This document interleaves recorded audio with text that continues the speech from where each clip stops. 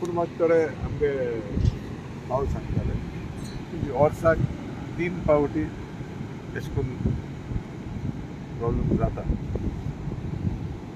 जुलय म्हयन्यान, ऑक्टोबर म्हयन्यान, December म्हयन्यान. They call it something like spring tide or something like that, and which is attributed to, it is a normal natural phenomenon. Now, to look at it rightly,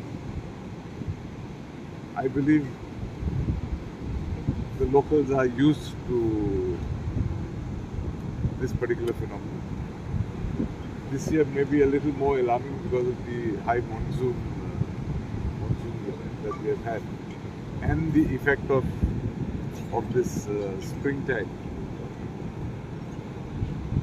To our good luck, the government of Goa has appointed NCSCM, an agency from Chennai, to study the coast, the shoreline of Goa, which, if I may say, study the coastline of Goa, vis-a-vis erosion, vis-a-vis depletion, basic issues that we are facing along the coastline.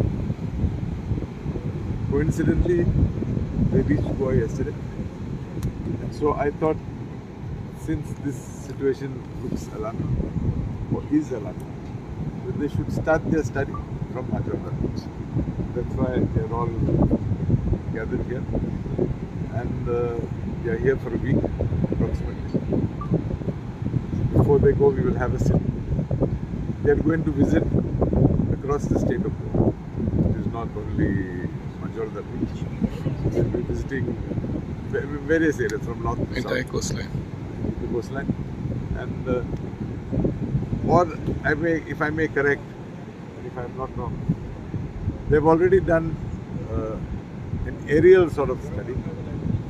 So they have identified critical areas.